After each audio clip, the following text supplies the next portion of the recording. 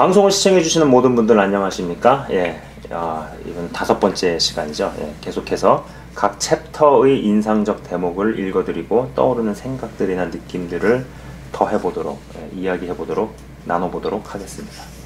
자, 13번째 챕터의 주제는요, 그리스도가 세우신 교회입니다. 우선 이 대목을 읽어드리도록 하겠습니다. 잘 들어보시기 바랍니다. 본문에서 말하는 교회는 물리적인 건물이 아닙니다. 목재, 벽돌, 석재, 대리석 등으로 지은 건물을 가리키는 것이 아니라 함께 모인 일단의 무리를 가리킵니다. 눈에 보이는 이 땅의 교회가 아닙니다. 동방교회도 서방교회도 아닙니다. 잉글랜드 교회도 스코틀랜드 교회도 아닙니다. 로마 카톨릭 교회는 더더욱 아닙니다. 본문에 언급된 교회는 가시적 교회와는 달리 사람의 눈에는 잘 드러나지 않지만 하나님의 눈에는 가장 중요한 교회입니다. 본문에 언급된 교회는 주 예수 그리스도를 믿는 모든 참된 신자로 이루어져 있습니다. 죄를 회개하고 믿음으로 그리스도께 돌아서서 그리스도 안에서 새로운 피조물이 된 모든 사람들을 포함합니다. 하나님의 택하심을 입고 그 은혜를 받아 누리는 사람들, 그리스도의 피로 깨끗함을 받고 그리스도의 의를 덧입고 그리스도의 성령으로 거듭나서 거룩하게 된 모든 사람들로 이루어져 있습니다.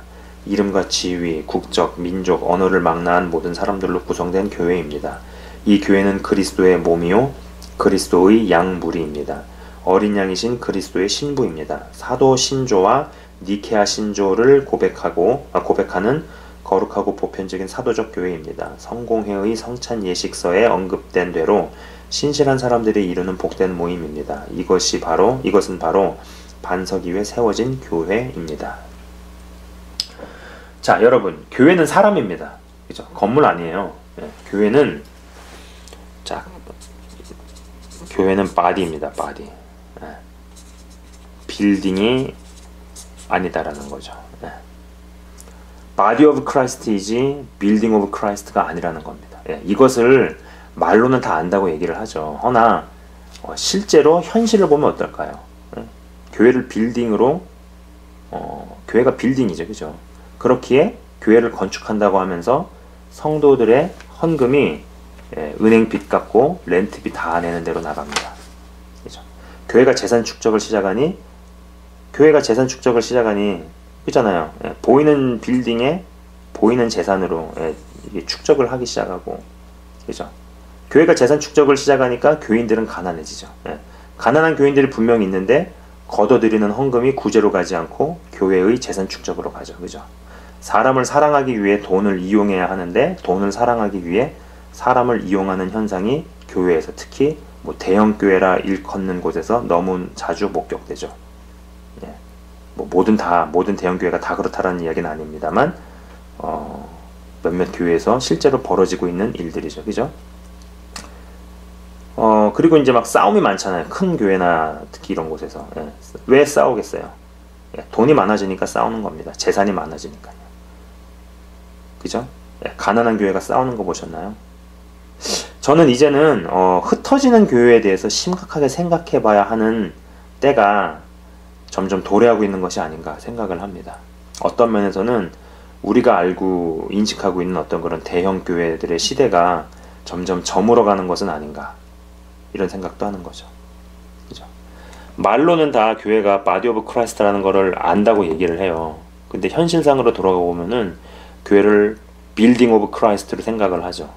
그렇기 때문에 재산 축적이 일어나고, 그죠? 부동산으로 교회 헌금이 다 몰리게 되고, 건축을 한다고 해서 은행 빚을 갚고, 이자 내는데 다 내고, 그죠? 그러면은 그 교회 헌금이 은행에 들어가게 되면은요, 또 은행은 그 돈을 누구한테 빌려주겠어요? 그잖아요. 이런 부분들 때문에 구제하고 교회 내에서 섬겨야 되는 사람한테로 돈이 못 가는 거죠. 실제로 구제나 어떤 어려운 사람을 돕는 비용으로 많이 못 간다 이런 이야기를 하는 것도 제가 한번 들어봤네요. 아무튼 이런 이야기를 하자면 좀 더 길어지니까 넘어가겠습니다. 자, 이 대목도 읽어드리도록 하겠습니다.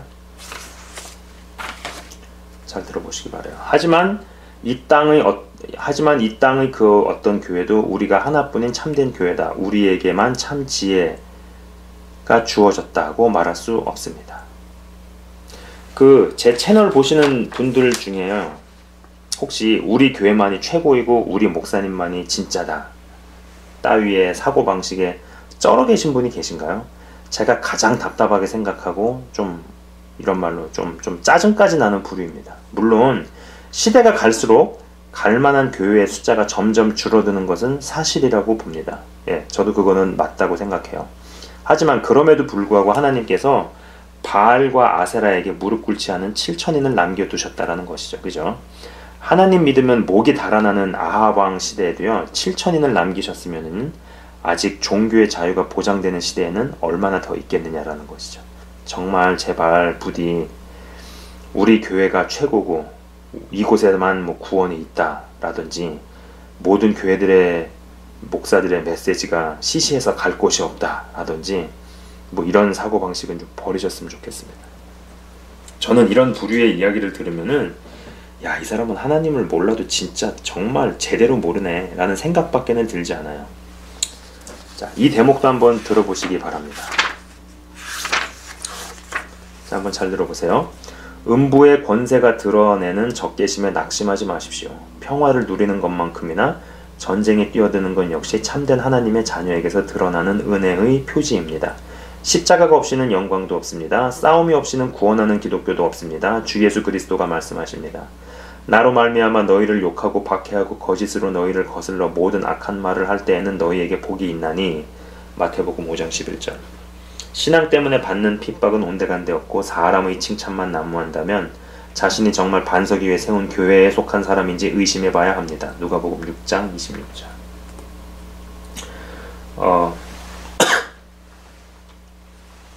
저는 죄송합니다. 저는 이 대목을 읽으면서 그 말이 떠올랐습니다. 모든 사람의 친구는 그 누구의 친구도 아니다라는 그런 말이 있죠. 예. 모든 이에게 다 환영받을 생각하면 안 된다라는 겁니다.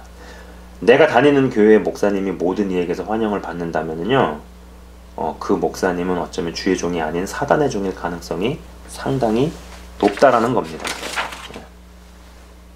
자, 이 챕터에서 마지막으로 이제 이 부분을 읽어드리도록 하겠습니다.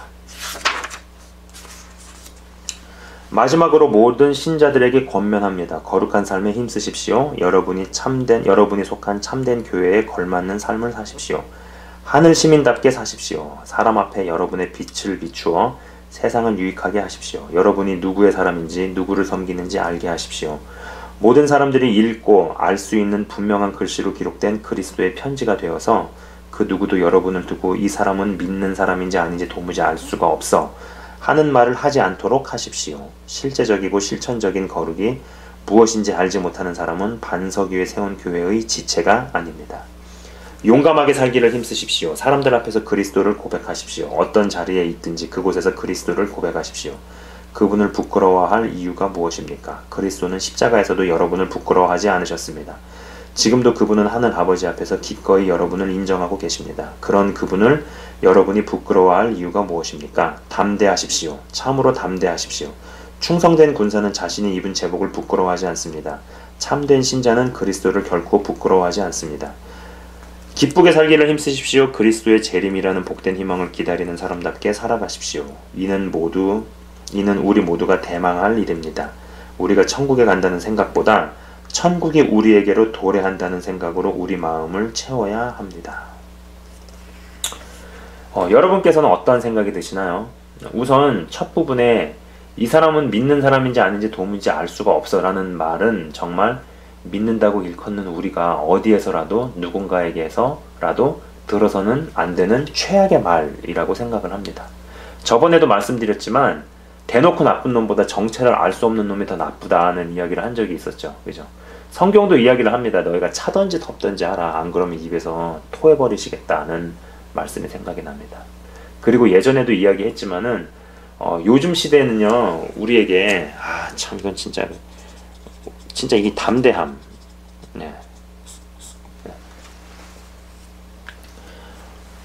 요즘 시대는 정말 우리에게 담대함이 필요하고 앞으로 더 필요해지는 시대로 진입해 간다는 생각입니다. 진짜 복음을 전하고 진짜 하나님 일하는 사람들이 고생을 하거나 힘든 일 당하는 것을 보게 되고 알게 되거든 절대로 모른 척하지 마시라는 이야기를 제가 오래전에도 좀 했었어요. 그죠?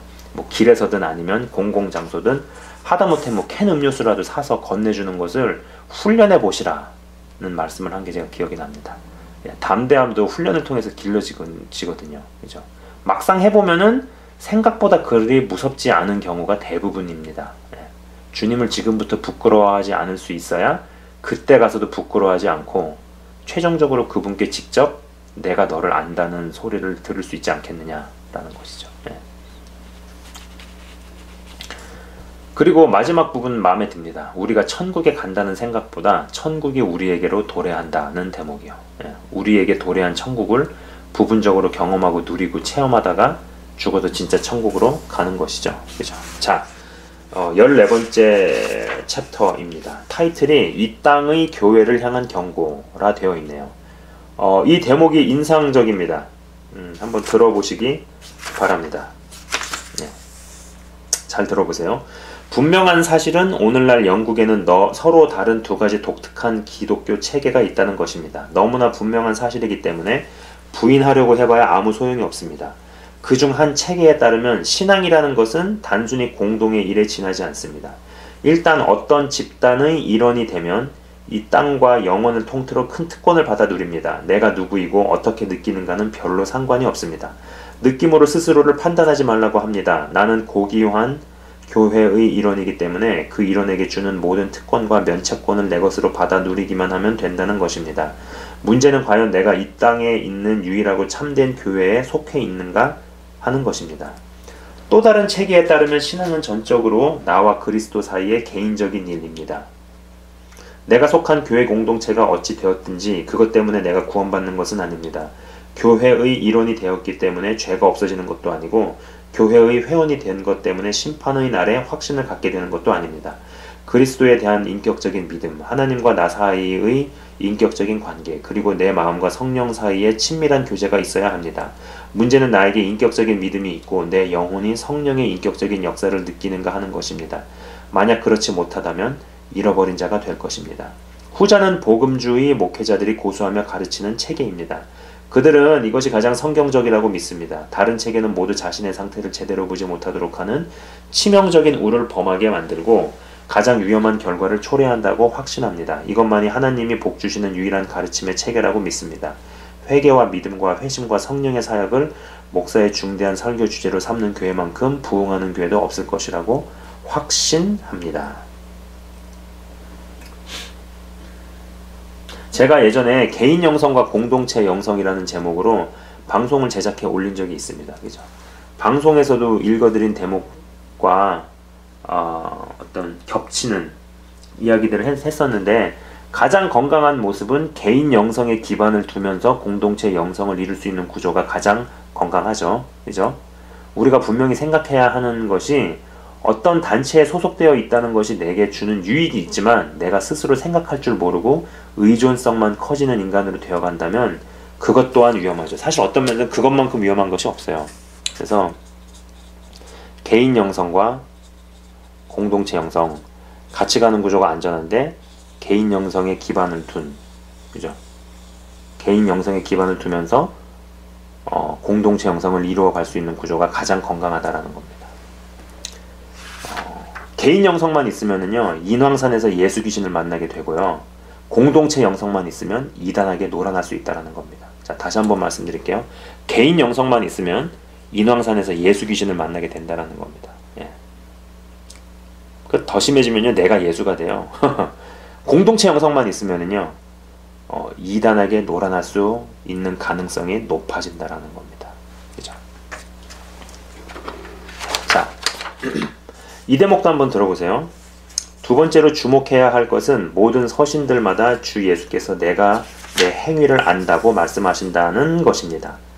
이 표현이 반복해서 등장한다는 사실이 이채롭습니다. 우리가 서신을 읽을 때 이 표현을 7번이나 반복해서 읽게 되는 이유가 분명히 있습니다. 주 예수께서 어떤 교회에는 내가 네 수고와 인내를 안다고 하시고, 다른 교회에는 내 환난과 궁핍을 안다고 하시며, 또 다른 교회에게는 내 사랑과 섬김과 믿음을 안다고 하십니다. 그러나 지금 제가 살펴보고자 하는 말씀은 내가 내 행위를 아노니입니다. 내 신앙 고백과 내 바람과 내 결심과 내 소원을 아는 것이 아니라 네 행위를 안다고 하십니다. 내가 네 행위를 아노니. 신앙을 고백하는 그리스도인에게 행위는 너무나 중요합니다. 물론 행위로 영원히 구원받는 것은 아닙니다. 행위는 의롭게 하지도 못합니다. 죄를 없이 할 수도 없습니다. 행위 덕분에 하나님의 진노에서 피할 수 있는 것은 아닙니다. 하지만 행위가 우리를 구원할 수 없다고 해서 중요하지 않은 것은 아닙니다. 이런 생각을 조심하십시오. 만약 이렇게 생각하는 사람이 있다면 그는 정말 끔찍하게 속고 있는 것입니다. 율법의 행위가 아닌 믿음으로만 의롭게 되는 교리를 위해 기꺼이 죽을 수도 있습니다. 하지만 분명한 것은 행위는 신앙의 증거라는 사실입니다. 여러분이 스스로를 그리스도인이라 부른다면 일상의 삶의 방식과 행실에서 그 사실이 드러나야 합니다. 아브라함과 라합의 믿음은 행위로 입증되었습니다. 야고보서 2장 21에서 25절. 행실로는 하나님을 부인하고 있으면서 말로만 하나님을 안다고 고백하는 것은 아무 소용없습니다. 예수님의 말씀을 기억하십시오. 나무는 각각 그 열매로 아나니. 누가복음 6장 40절. 여러분 어떠신가요? 이 대목 다시 한번 읽겠습니다. 행위가 우리를 구원할 수 없다고 해서 중요하지 않은 것이 아닙니다. 이런 생각을 조심하십시오. 만약 이렇게 생각하는 사람이 있다면 그는 정말 끔찍하게 속고 있는 것입니다. 이미 이 부분에 대해서는 정말 많은 이야기들을 해서 더 이야기하고 싶지 않네요. 예.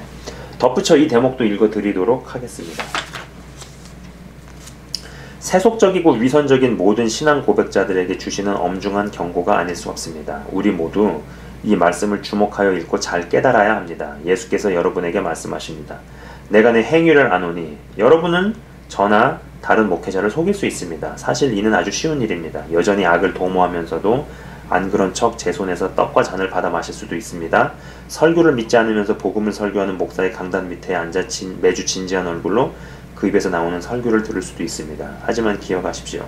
그리스도를 속일 수는 없습니다. 여러분이 회개하지 않는다면 사대 교회가 죽은 자와 같고 라오디게아 교회가 미지근한 신앙을 가졌다는 것을 아셨던 그분이 여러분의 속속들이 꿰뚫어 보시고 마지막 날에 여러분을 그렇게 드러내실 것입니다.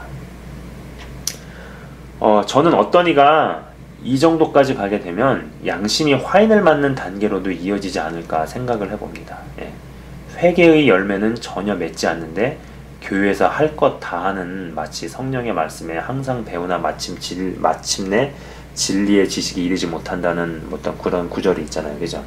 저는 어떤 면에서 성경 공부가 일종의 지적 쾌락으로 가게 되면은 굉장히 위험하다는 생각을 해봅니다. 예. 여러분 잘 생각해 보세요. 제자 훈련이라는 것을 교실에서만 하게 된 그 결과를 우리가 지금 보고 있잖아요. 그죠? 자, 이 대목도 한번 들어보시기 바랍니다. 한번 잘 들어보세요. 예수님은 교회들에게 너무나 위대하고 고귀한 약속을 7번이나 반복하고 계십니다. 각각 다른 약속이면서도 강력한 위로로 넘쳐납니다. 하지만 이 약속은 이기는 그리스도인에게만 주어지고 있습니다. 이기는 그에게, 오직 이기는 자에게만 주어지는 약속입니다. 이 점을 주목해야 합니다. 신앙을 고백하는 모든 그리스도인은 그리스도의 군사입니다. 그리스도인은 세례를 받음으로 죄와 세상과 마귀를 대적하는 그리스도의 전쟁에 필연적으로 참여하게 됩니다. 싸우지 않는 그리스도인은 자신의 서약을 저버리는 것입니다. 자신의 영적 의무를 거부하는 것입니다. 자기가 한 맹세를 못다 이루는 것이고 실제적으로 자신의 기독교 신앙을 부인하는 것입니다. 교회의 일원이 되고 예배에 참석하고 스스로를 그리스도인이라 부르는 사람은 사실상 자신이 예수 그리스도의 군사라는 사실을 공적으로 선언하고 있는 것입니다. 여러분, 그러니까 못 이기면은요, 어떤 좋은 것을 받아 누릴 생각을 하면 안 된다라는 거죠. 쉽게 생각하면 됩니다. 예. 모든 종류의 전쟁은 이기면 어마어마한 전리품과 조공이 들어오죠. 그죠? 영적 전쟁도 마찬가지예요. 근데 기도만 해서 전쟁을 이긴다고 이야기하기에는 조금 부족합니다. 이게 이긴 자들은 예외 없이 기도의 사람인 것이 맞는데 기도만 했다고 해서 영적 전쟁을 이긴다고 보기는 좀 어렵다라는 거죠. 마치 뭐랄까요, 가격 경쟁력과 품질과 디자인이 좋은 물건이 항상 반드시 시장에서 팔리는 것은 아니지만 시장에서 팔리는 물건은 가격 경쟁력과 품질과 디자인 이 3요소를 다 갖추고 있죠. 그죠? 영적 전쟁에서 승리를 하려면 기도도 해야 되고 말씀 무장도 해야 되고 어떤 자신의 결단이라든지 순종이라든지 그 외에 여러 요소들이 받쳐줘야 궁극적으로 승리하겠죠. 믿는다 하면서도 맨날 지고 맨날 터지고 눌리는 자로 머무는 건 참 슬픈 일입니다. 그죠? 자, 이 대목을 읽어 드리도록 하겠습니다. 잘 들어보시기 바랍니다. 이건 조금 살짝 기네요. 아무튼 읽도록 하겠습니다. 신자의 싸움은 너무나 힘든 싸움입니다. 이 사실을 분명히 알아야 합니다. 영생을 얻고자 한다면 믿음의 선한 싸움을 싸우고 인내로의 어려움을 이겨야 합니다. 천국에 이르고자 한다면 날마다 싸우기로 결심해야 합니다. 사람들이 고안해낸 천국으로 가는 지름길이 있을 수 있지만 선한 옛길은 초대교회의 기독교는 십자가의 길, 투쟁의 길이었습니다.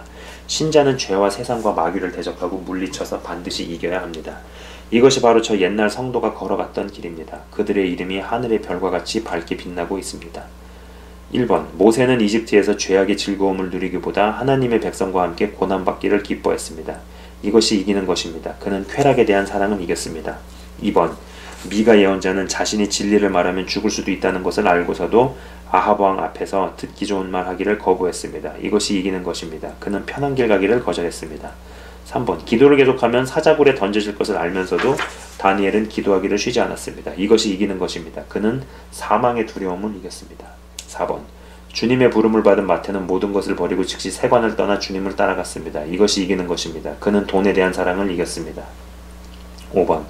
공의회 앞에 선 베드로와 요한은 우리는 보고 들은 것을 말하지 아니할 수 없다고 담대하게 말했습니다. 사도행전 4장 20절. 이것이 이기는 것입니다. 그들은 사람을 더 두려워하는 것을 이겼습니다. 6번. 바리새인 사울은 전도 유명한 모든 것을 포기하고 자신이 핍박하던 바로 그 예수를 전파했습니다. 이것이 이기는 것입니다.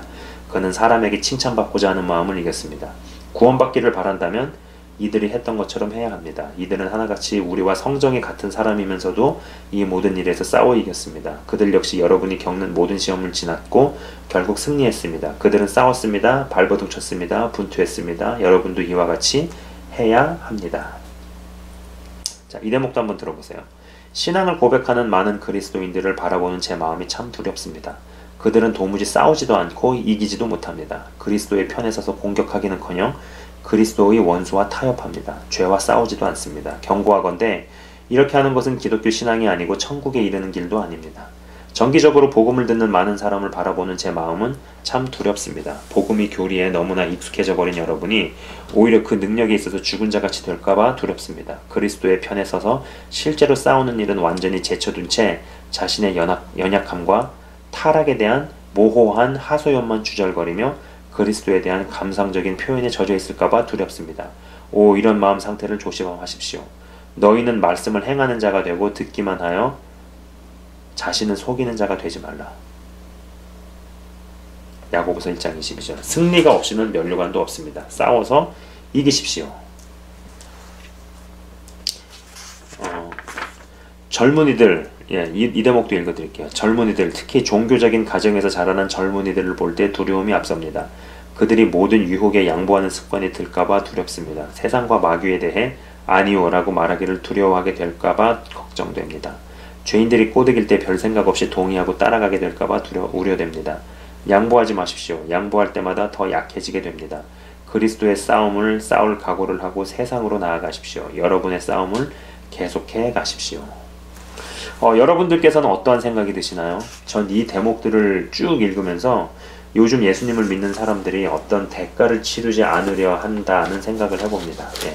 대가를 치를 생각이 없으면 욕심을 줄이고 없애려 하든지 욕심을 못 죽이고 없애겠으면 그에 맞는 대가를 치르든지 이도저도 아니니까 인생이 괴로운 게 아닌가 뭐 이런 거죠. 그죠? 보통 요셉처럼 쓰임받는 사람 되게 해달라고 기도해주면 좋아합니다. 그죠? 근데 가족들한테 버림을 받아서 노예로 13년간 개처럼 일하게 해주시고 억울하게 누명도 써서 감옥 가게 해달라고 기도하면은 그날부로 연락이 끊기죠. 사실 후자처럼 기도해주는 게 맞거든요. 전자처럼 기도해주는 건 틀린 기도예요. 주 안에서 받고 싶은 게 있거든, 제대로 경험하고 싶은 게 있거든 대가를 치를 생각을 해야 합니다. 외롭다고 가끔 술집에도 가서 마음에도 들지 않는 뭐 이성을 꼬시면서 그러면서 하나님으로부터 마음에 드는 믿음의 자매를 만나겠다는 사고방식은 대단히 문제가 많은 것이죠. 그죠? 예? 술집에 가는 발걸음을 끊어내고 외로움을 견디면서 기도를 하면서 응답을 기다리든지, 아니면 하나님께 자매로, 하나님께 정말 좋은 자매를 선물로 받을 것을 아예 포기해버리고 뭐 외로울 때마다 술집 가서 마음에도 없는 이성을 만나든지, 뭐 둘 중에 하나죠. 그죠? 이도저도 아니니까 양심만 괴롭고 시간과 돈만 낭비하고 나이만 먹고 세월은 흘러가고 뭐 이런 거 아니겠어요? 혹독하게 대가를 치르고 영적 전쟁에서 이겨보세요. 하나님께서 그 사람을 어떻게 쓰시고 어떤 위치로 올리시는지 직접 삶 가운데서 경험을 해보셔야 된다는 겁니다. 자, 세상적 기준에서도 이게 뭐 그래요. 이게 뭐 제가 어떤 이렇게 좀 아는 분을 이렇게 보면은 굉장한 부를 일군 사람이 있는데 그분이 그런 부를 일구기까지 뭐 별의별 경험을 다 했더라는 거죠. 그죠? 예. 뭐 쉽게 얘기해서 무슨 납치도 당해보고 칼도 맞아보고, 예. 빚쟁이들을 수십 명을 한 자리에서도 만나도 보고 뭐 이런 거 외에도 정말 여러 경험들이 있어요. 예. 그래서 그런 얘기를 들었을 때, 야, 세상적 기준에서 어느 선을 넘어서는 부를 거머쥐는 것도 이런 대가를 치르는구나. 제가 이런 생각을 해봤습니다. 네. 헌데 어떤 이런 대가를 치를 생각을 안 하고 대부분의 사람들이 어떤 막대한 부를 만지기를 바라죠. 네. 대가를 안 치렀기 때문에 그만한 부를 거머쥘 일도 없겠지만 50보 양보해서 그런 부를 거머쥐었다고 하더라도 금방 날려먹게 돼 있죠. 뭐, 그죠? 어떤 수고나 노력이나 대가라는 게 굉장히 중요하다라는 겁니다. 영적인 세계는 더 말할 것도, 영적인 세계도 마찬가지예요. 영적인 세계도 마찬가지예요. 자, 신앙이 자라고 믿음이 자라는 것도 마찬가지입니다. 예, 징그러운 죄와 지독하게 싸워내서 대가를 치르는 게 정말 중요합니다. 왜 적지 않은 믿는다 하는 사람들에게 썩어질 세상의 것도 무지막지한 대가를 치러야 손에 얻는 것을 아는데 썩지 않을 영원할 것을 대가 없이 그냥 얻으려는 사고방식이 팽배하게 되었는지 잘 모르겠다라는 것이죠. 네. 자, 이 대목을 읽어드리도록 하겠습니다. 잘 들어보시기 바랍니다. 사랑하는 형제자매들이여 힘을 내십시오. 안심하십시오. 여러분이 선 자리에서 빛을 바라보십시오. 싸울 담력을 가지십시오.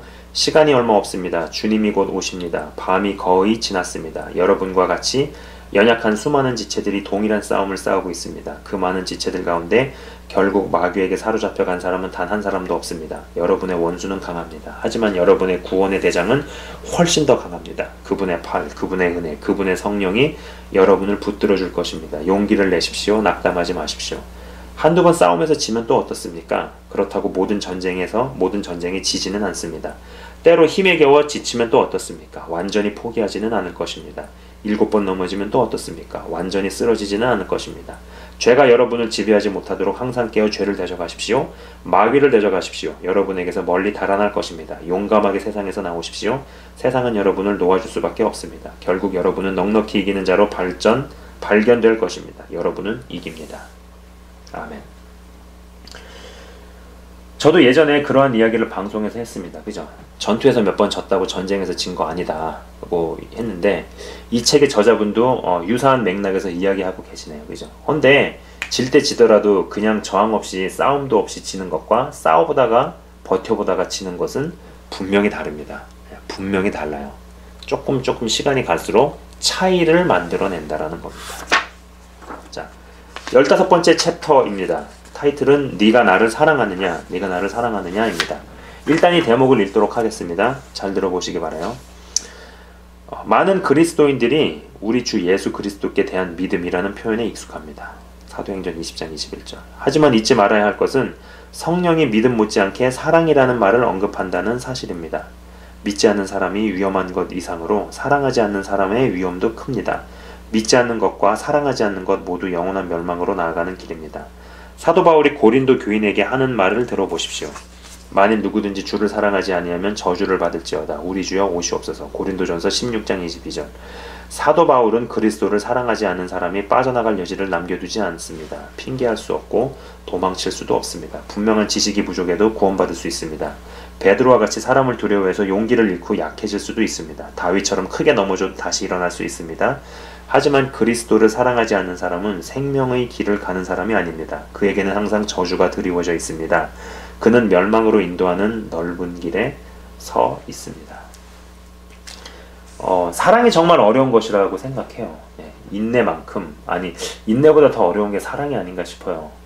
잘못된 것에 대해서 이야기를 안 하면서 기다려주는 것이 사랑 같지는 않고, 또 이야기를 한다 해도 무례하게 성내면서 하는 게 사랑 같지도 않고, 뭐 알아도 모른 척 한다 해도 끝까지 모른 척 하면서 방관하는 게 사랑 같지도 않고, 솔직히 저도 이 주의 사랑은 참 어렵다는 생각입니다.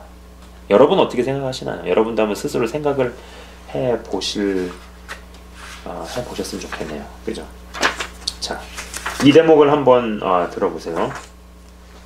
그리스도를 향한 사랑은 그리스도를 위한 모든 사역의 원천입니다. 의무감 때문에 또는 옳고 바른 일이라는 것을 알기 때문에 그리스도를 위해 일하는 경우는 거의 없습니다. 손을 움직여서 일을 계속하기 전에 먼저 마음이 움직여야 하는 것이 순리입니다. 격정과 흥분을 통해 일시적이고 즉흥적으로 일할 수는 있습니다. 하지만 사랑이 없이는 국내에서든 해외에서든 지치지 않고 선교 사역을 할 수도 없고 선한 일을 끝까지 잘 해낼 수도 없습니다. 병원에서 일하는 간호사도 자기 의무를 적절히 잘 이행할 수 있습니다. 환자에게 때맞춰 약을 줄 수도 있고 음식을 먹일 수도 있고 환자의 모든 필요를 돌아볼 수 있습니다. 하지만 사랑하는 남편의 병상을 지키는 아내와 간호사는 아주 다릅니다. 또는 죽어가는 자녀를 돌보는 어미와도 큰 차이가 있습니다. 한 명은 급여를 받기 때문에 그 일을 하고 다른 한 명은 사랑하기 때문에 합니다. 그리스도를 섬기는 일도 마찬가지입니다. 모두가 팽개치고 떠난 선교지에 들어가서 세상을 뒤집어 놓는 위대한 사역자들은 모두 그리스도를 향한 탁월한 사랑을 가진 사람들이었습니다. 사랑이 동기가 되어서 무엇을 해야 무리가 없고 끝까지 잘 갈 수 있는데 참 쉽지 않은 것이 좋은 일의 시작도, 선한 일의 시작도 그 동기가 사랑이 아닌 뭐 어떤 분노, 질투, 시기, 열등감이 기반이 돼서 할 수 있다라는 거죠. 이게 참 쉽지 않은 거예요. 좋은 일의 시작의 동기가 열등감, 뭐 비교심, 시기심, 이기심, 경쟁심으로도 얼마든지 좋은 일을 할 수 있다라는 것이고 얼마든지 사역 또한 펼치는 게 가능하다라는 겁니다. 이 사역자한테 가장 무서운 것이죠. 자, 이 대목을 한번 들어보시기 바랍니다. 잘 들어보세요. 우선 그리스도께서 베드로에게 물으셨던 것을 스스로에게 묻고 대답해 보십시오. 이 물음을 진지하게 대면하고 자신을 살펴보십시오. 그런 후에도 그리스도를 사랑한다고 정직하게 대답할 수 있습니까? 기독교의 진리를 믿고 기독교 신조를 여전히 간직하고 있다고 말하는 것은 이 물음에 대한 대답이 아닙니다. 그런 신앙만으로는 영원히 구원받지 못합니다. 마귀도 나름대로 믿고 떱니다. 야고보서 2장 19절. 참된 기독교 신앙은 단순히 어떤 의견을 믿고 어떤 개념을 아는 것이 아닙니다. 기독교 신앙의 본질은 우리를 위해 죽으신 예수 그리스도, 살아계신 인격이신 예수 그리스도를 알고 의지하고 사랑하는 것입니다. 베베, 버시, 드루베나, 드루보사, 가이오, 빌레몬 같은 초대교회 교인들이 조직 신학은 알지 못했지만 믿음에 있어서는 하나같이 위대하고 탁월했습니다. 그리스도를 한결같이 사랑했습니다. 감정적인 신앙을 탐탁지 않게 생각한다는 말은 대답이 될 수 없습니다. 이 말이 오직 감정에만 의존하는 신앙을 반대하는 것이라면 저 역시 다르지 않습니다. 하지만 전적으로 감정을 배제하는 것을 의미한다면 여러분은 기독교 신앙이 무엇인지 거의 알지 못하는 것입니다. 참된 신앙이 없이도 사람은 선한 감정을 가질 수 있다고 성경은 분명히 가르치고 있습니다. 하지만 그리스도에 대한 감정이 전혀 없는 참된 신앙은 존재하지 않는다는 것 또한 성경의 분명한 가르침입니다. 만약 그리스도를 사랑하지 않는다면 여러분의 영혼은 심각한 위험에 처해 있습니다. 이 사실을 은폐해봐야 아무 소용이 없고 평생 가득 구원받는 신앙을 가질 수 없습니다. 이렇게 죽으면 천국에 이르지 못합니다. 그리스도를 사랑하는 마음이 없이 살아가는 사람은 그리스도를 향한 의무가 무엇인지도 알지 못합니다. 그리스도를 사랑하지 않는 사람은 그리스도께서 모든 것에 모든 것 되시는 천국에서 결코 행복할 수 없습니다. 그런 자신의 상태가 얼마나 위험한지 깨달아야 합니다. 눈을 똑바로 떠서 자신의 행실을 주의하여 살피고 지혜로운 자가 되십시오. 한 가지 분명한 것은요, 예수님에 대해 이성적, 학문적 접근이 주님 사랑을 반드시 증가시키는 쪽으로 가지는 않는다라는 것이죠. 그죠? 이성적인 훈련을 중요하다고는 생각합니다. 예, 이성적으로 훈련하는 게 중요하죠. 그래서 성경을 많이 읽고 접근하고 말씀을 묵상하고 연구하고 주석을 참조하고 그 다음에 어떤 여러 가르침들, 지적인 훈련, 예, 중요한 거예요. 필요한 거예요.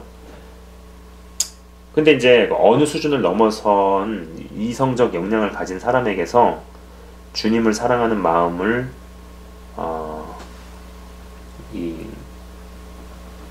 주님을 사랑하는 마음을 보는 게 참 쉽지 않다라는 겁니다. 이런 것을 보면은요, 어떤 그 영성과 지성과 감성이 제대로 통합되는 구조로 가는 게 생각처럼 간단하지 않죠. 그죠? 이 챕터의 마지막 대목을 읽도록 하겠습니다. 둘째로 그리스도를 사랑한다면 사람들 앞에서 그 사랑이 드러나고 그들이 그것을 알게 되는 것을 부끄러워하지 마십시오. 그리스도에 대한 오해를 풀어드리십시오. 그분을 증거하십시오. 그분을 위해 사십시오. 그분을 위해 일하십시오. 그분이 여러분을 사랑하시고 보혈로 여러분의 죄를 깨끗하게 하신다면 여러분이 이런 사랑을 느끼고 그에 대한 반응으로 그분을 사랑하는 것을 다른 사람이 알까봐 움츠릴 필요가 전혀 없습니다. 우리의 담대함이라는 게 결국엔 사랑에 기반해야 한다는 생각입니다. 강한 사람을 봐도 부드러움이 없고 드세고 거칠기만 한 담대함이 있는가 하면은 강한 사람을 봐도 이렇게 부드러움이 겸비된 그러나 강건하고 단단한 담대함이 있죠. 방금 읽은 대목은 왠지 후자가 어울린다라는 생각이 들어요. 다음번 방송에서는요, 연이어서 나머지 챕터들에서 인상적인 대목을 읽고 생각들과 느낌을 계속 나누어 가도록 하겠습니다. 시청해 주셔서 대단히 감사합니다.